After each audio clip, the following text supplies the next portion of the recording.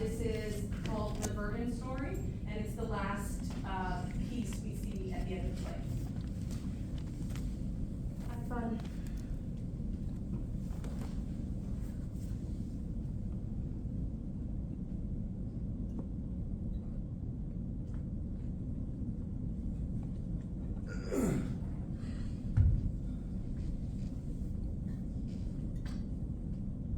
They say a movie ruined the speech.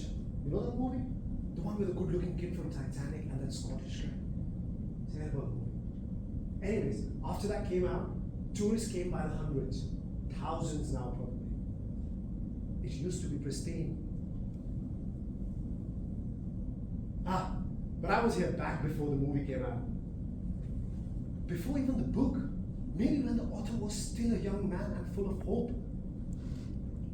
Maybe then it was a paradise. Still, it beats Yangon. I like Yangon. Crowded.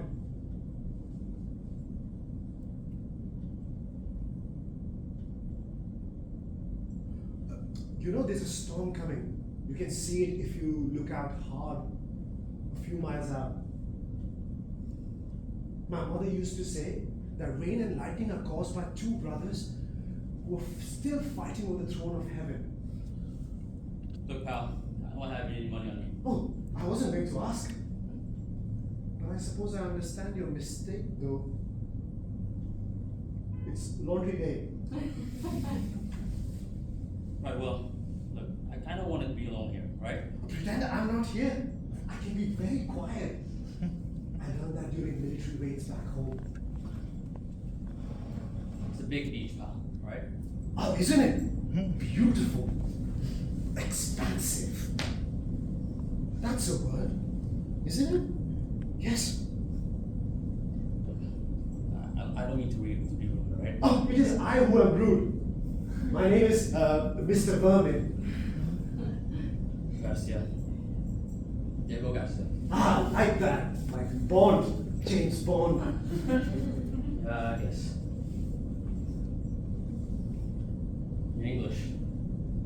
It's good. You need me to speak English, so I speak English. Amazing. I know.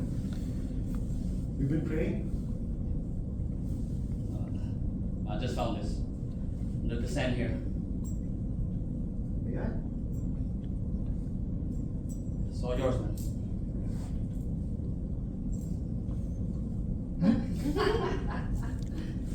Well, thanks. I believe this is exactly what I've been looking for. Look, if you don't mind.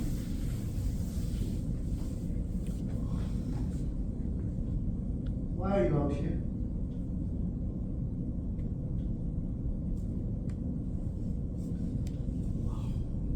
I'm just sightseeing like everyone else. You know what happened here? Out there? People died. Yes, they did. Terrible. People, they're trying to move on, but some of them, they just can't. You know how that is? Yeah, I know how that is. So, these people, they get distressed easily, most. They're looking for something, a reason, an answer, something to lay blame on. How do you think these people react to a man who comes to their beach, comes to every beach, and sits on the sand for days sometimes? And when these people ask this man why he's there, he tells them, They died because of me. what sort of man says something like that to people like that who've been through what they have? They're guilty, man. Nah. No, guilt is a funnier thing. It makes one hide in the corners like a rat. Furtive. Have you ever seen a rat sit on a beach? No. This is a desperate man. To be sure. Sure. But people are funny. They hear a man say he's guilty, they think he's guilty. Isn't that funny? No, not really. Oh no, I suppose not. Because what happens next is that these people, they begin to ask for retribution. They demand it. They need it. When it comes to what people need, Mr. Garcia, well, that's where I come in.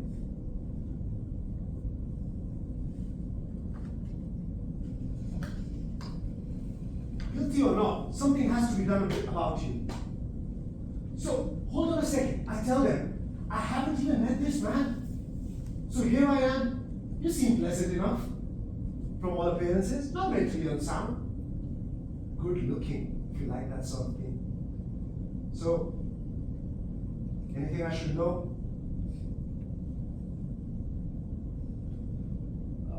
I work. Well, I used to work at the PTWC in Hawaii. There was a quake on the 23rd.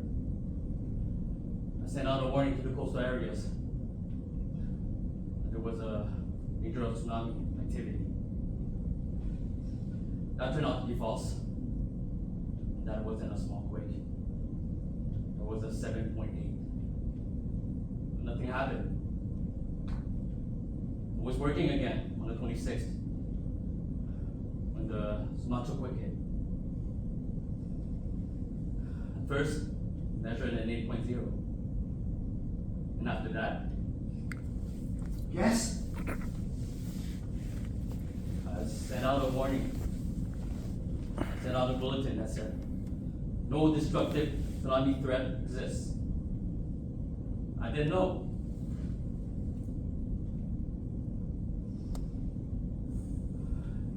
And it wasn't an 8.0. It turned out to be a 9.2. The third largest earthquake in history. And I'm the one who told everyone to go back to sleep. It was probably nothing. I guessed. Over 250,000 people died that day. Because I guessed at something I didn't know. So I stopped going to work. I left Hawaii. I've been to every place that goddamn water touched. I've sat on every beach from here to Somalia. And you think I've cried? Any man would. No, not me. Not a tear. Nothing to give. So just do it. You're looking for someone to answer for this? It's me. Only me.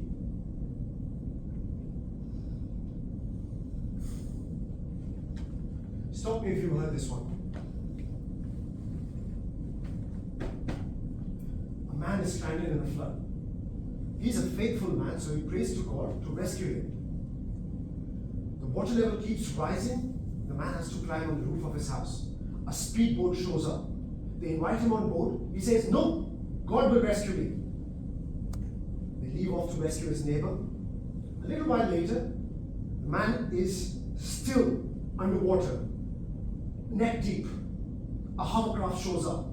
They ask him to get on board. The man says, no, God will rescue me. They leave as well. The man is treading water. A helicopter lowers the rope down and yells at him, take the rope. The man says, no, God will rescue me. The man drowns. He goes to heaven and asks God, why did you rescue me? And God says, I sent you a speedboat, a hovercraft, and a helicopter. What do you want from me? So what, are you saying that God sent you? Do you see a boat or a helicopter? No. I'm saying that there is no God. We have to save ourselves. We are men. We are only men. Uplifting. Sorry.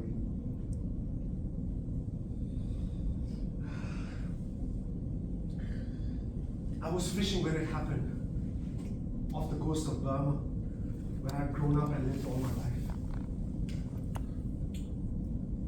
You know when you're far away into the ocean, far away from land, the waves pass right underneath you, and you don't even notice. You rise and fall with them, but it is gentle. Almost. 38, I was 38. I rode in on the wave like the four noble men. A rider on the storm, a harbinger of death. At first I saw nothing but some water and a sliver of horizon. And then, as though from the shoulders of this impossible giant, at a great height, I saw land, a beach, then trees, buildings, and then I saw people, and I saw their faces, and I thought, people have such friendly faces, and then I passed out.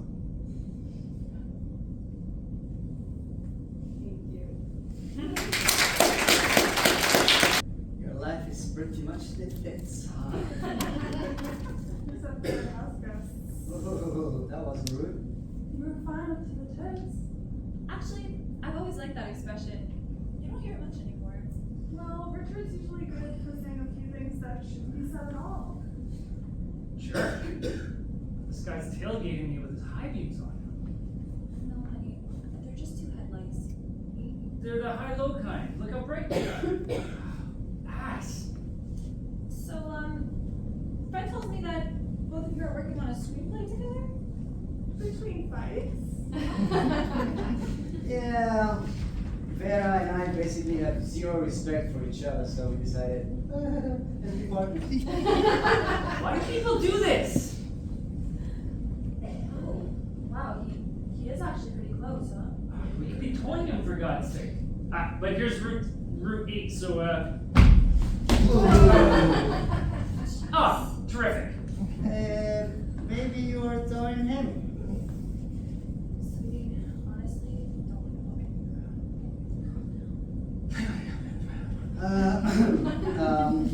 Personally, as an actor, I'm very comfortable being bathed in light. Of course, it only seems to happen in the backseats of cars these days. Which is why I've been reduced to writing a screenplay. Yes. Oh, wow, I'm getting dangerously close to self-pity, am I? Well, I mean, what the hell? That's what weekends are for. How come you're still going back? Oh, hey. Here we go, off to the races. Am I muted? No. Well then, what's the story? I mean, you're just not the Barnes kind of guy. I married Fred, not his name. Yeah, I was wondering that too. Why don't you ask her how her last pap smear went while you're at it? What does this idiot want? What the idiots probably wants. No-brainer job there. Confident, maybe in the country. My wife is bored. Have you even been married before? That's the right one. You have time. Well, I mean, you know, all the keepers end up with Fred. If they're lucky. Or figure that's as likely as they're going to get. Back off or fuck off. Christ, you met the woman less than 2 hours ago. Can you at least wait till we get out of Connecticut? Can you talk about the weather? Cats or something? Bad movies. Ah. I'm sure we can agree on some of those, huh? Yeah, beautiful day, wasn't it? I saw a squirrel fucking a pigeon. What was that one called again? Oh yeah. Dying ZZ? Oh my god, you saw that one? No one saw that. Not even the producer. Dying ZZ. Sticking through it. Awesome. Couple of goddamn sadists. It was a fucking job. Yeah, and you figured that was as lucky as you were gonna get, huh? Whoa! Okay. Jesus God! We still got company, huh? Chill, Freddy. You're getting that all I'm a goner look. I've seen that face every week for the last 2 years. But don't worry, you're happy as a terrier. And mark my words, the day is gonna come when he finally is gonna beat me at racquetball. Then what are you gonna do, find me murder? Oh no, I love Freddy. He's everything I'm not. He's polite, reasonable, employed. The man is a pussycat. And not to mention that he's an open book. With Fred Barnes, what you see is what's really there. Honey, forget the car. We're gonna get to the house whether there's an asshole trailing on us or not. Sorry. There is an asshole in everyone's tail. Yeah, well, she sure got one behind her. Okay, well, that's another thing, you see? By now, any guy would hit the gas and lose the trick. But not Fred. Oh, no. He's got his way of doing things, and that's that. Right now, he's driving. That means he'd rather cross the whole damn country with this mark on his butt than do any different. I swear I didn't want this to happen. Oh my god. He must really go to pieces if the magazine section is missing from the Sunday Times, huh? Shut up! God, I wish you would just shut up! Okay, fine. Whoa, no problem. Now you know why people don't like me. Absolutely. That's because they can't stand me reminding them of what the one thing that I care about the most. Yourself. The truth. The truth is too tough to swallow and too dangerous to bring up. God forbid someone has to deal with a point blank shot of honesty, or an audience does. That's why I'm not working. Maybe you're just not talented. Glass bullshit. Have you even seen Dimes Easy? No. God damn it, Fred, could you just relax?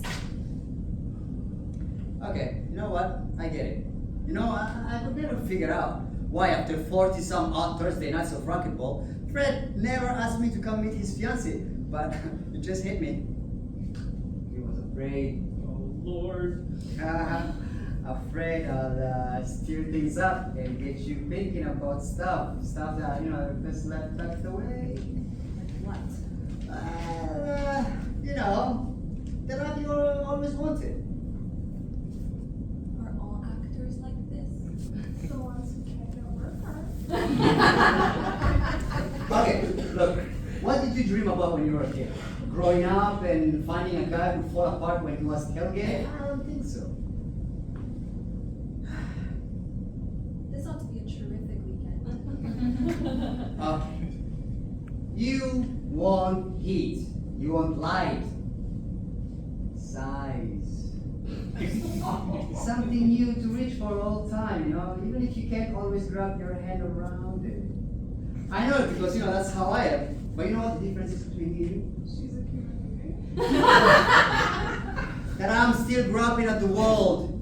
You are settling for it and on a cozy day and a guy who sits there.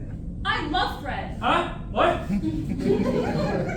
They're in a great shape because this is exactly what you're going to get.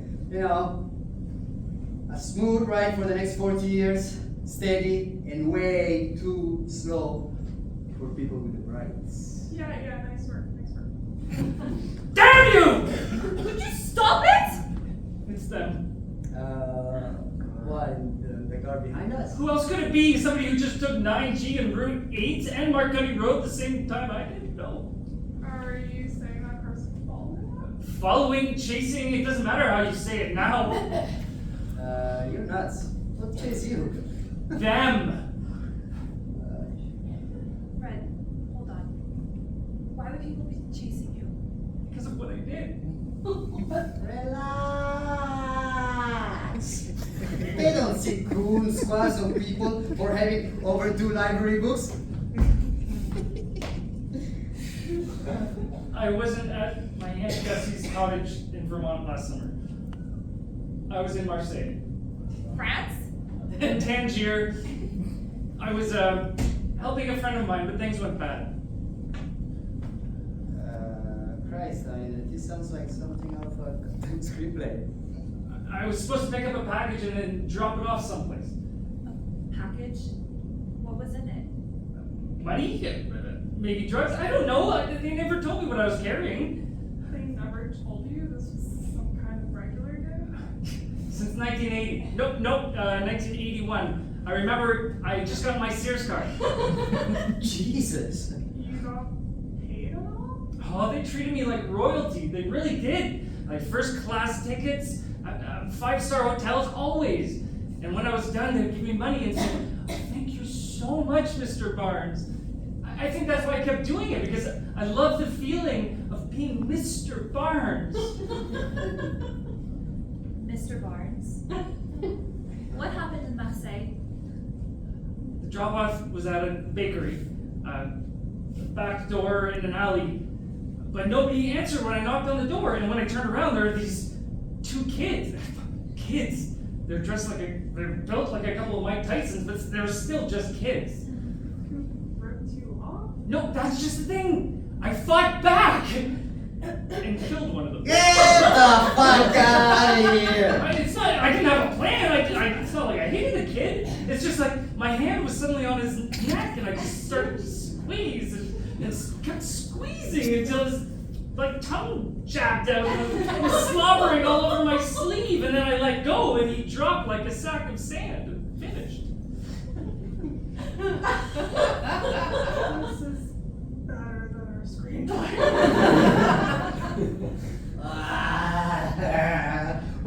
Wait a minute. Alright. How do you know the jerk off was dead? I know. How? I smashed his head with a brick. Where did you get the break? The other kid got away? Yeah, obviously, and then obviously found these people who found us, me, us. Okay, what is this us crap? I mean, you're the Mercedes Strangler. You're in a car with him. Oh my god. Yeah, I think I'm gonna throw up.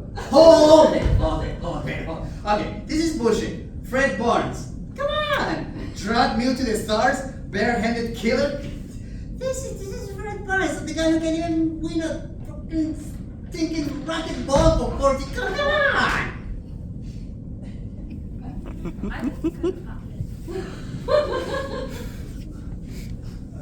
I think it could have happened. Okay. Even if it did happen, okay? Suppose I believe you. Now, out of all the cars in the world, this one's got the bad guys in it, and it's following. Nah, sorry, I don't believe it. Oh, honey, who's calling? Whoa, okay. Whoa! Okay, stop the car, stop the fucking car, stop it! You'd be dead before a shoe hit the ground. You had to keep talking to him to invite us up to the country, you moron, idiot! Fred? What are we gonna do? The driveway is just over the hill. No, I know! The driveway? Fuck the driveway! Just drive! Throw it! We'll never outrun these people. Oh my god. You're gonna fight them? What else is there to do? That's it, see ya. Change. Some surprise, eh? I'm sorry.